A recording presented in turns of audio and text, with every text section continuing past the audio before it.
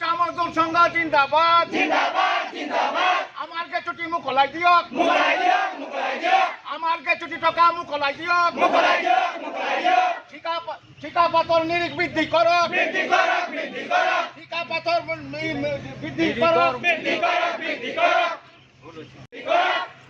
এসিএমএ জিন্দাবাদ জিন্দাবাদ জিন্দাবাদ এসিএমএ জিন্দাবাদ জিন্দাবাদ জিন্দাবাদ এসিএমএ জিন্দাবাদ জিন্দাবাদ জিন্দাবাদ এসিএমএ জিন্দাবাদ জিন্দাবাদ জিন্দাবাদ মাটির পট্টা দিবই লাগিব দিবই লাগিব দিবই লাগিব শ্রমিকের গ্যাচুটি টাকা আদায় দিয়ক আদায় দিয়ক আদায় দিয়ক শ্রমিকের গ্যাচুটি টাকা আদায় দিয়ক আদায় দিয়ক আদায় দিয়ক শ্রমিকের গ্যাচুটি টাকা আদায় দিয়ক আদায় দিয়ক আদায় দিয়ক শ্রমিকের গ্যাচুটি টাকা আদায় দিয়ক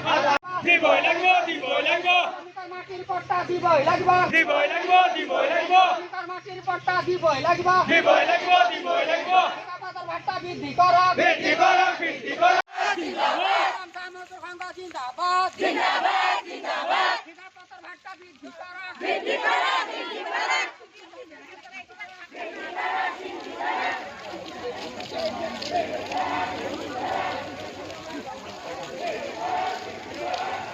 জিন্দাবাদ জিন্দাবাদ মজদুর সংঘ জিন্দাবাদ জিন্দাবাদ জিন্দাবাদ মজদুর সংঘ জিন্দাবাদ জিন্দাবাদ জিন্দাবাদ ঠিকাদার ভাতা বৃদ্ধি করক বৃদ্ধি করক বৃদ্ধি করক ঠিকাদার ভাতা বৃদ্ধি করক ইংরাজি ২০২৪ তারিখে অনুষ্ঠিত হোৱা কংগ্ৰেছ কেন্দ্ৰীয় কাৰ্যকৰী সমিতিৰ সভাত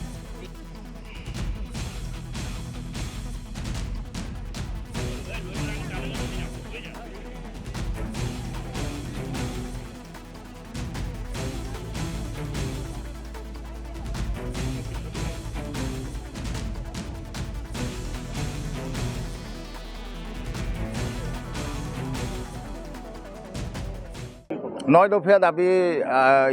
আধাৰত আমাৰ মানে বহুতদিনীয়া বিশেষকৈ গোটেই বাগিচাবিলাকৰ বহুদিনীয়া সমস্যা আমি জৰ্জৰিত হৈ আছোঁ আৰু এই সমস্যাবিলাকৰ কাৰণে আমি কেইবাবাৰ কোৱাৰ স্বত্তেও আমাৰ কোম্পানীৰ কৰ্তৃপক্ষ কোনো গা নলৰা হৈছে। তাৰ কাৰণে আমাৰ কেন্দ্ৰীয় কমিটিৰ নিৰ্দেশক্ৰমে আমি এই ৯ দফীয়া দাবীৰ আমি আন্দোলনৰ কাৰ্যসূচী লৈছোঁ। আজি আমাৰ ধৰ্ণা কাৰ্যসূচী আছে আৰু ইয়াৰ পাছত যদি তেওঁলোকৰ কোনো গাল নলৰে তেতিয়াহ'লে আমি ইয়াৰ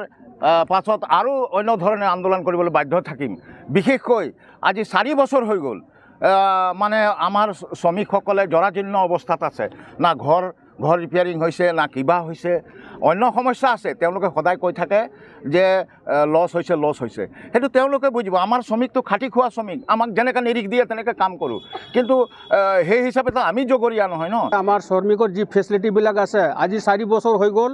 ৪-৫ বছৰ হ'ল মেডিকেলৰ অভাৱ অভিযোগ, এফালে ঘৰ দুৱাৰ নবনায়,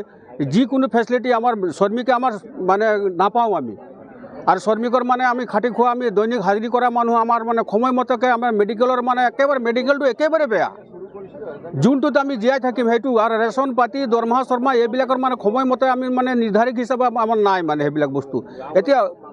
নম্বৰ 1 হ'ল, 1 নম্বৰ হ'ল আমাৰ মানে ঘৰটো এতিয়ালৈকে ৪-৫ বছৰ হ'ল মানে ৰিপেয়াৰিং কৰি দিয়া নাই, বা কিছুমান মানুহৰ ঘৰ নাই। এইবিলাক ঘৰ দিব লাগে কোম্পানীয়ে, কিন্তু কোম্পানী খালি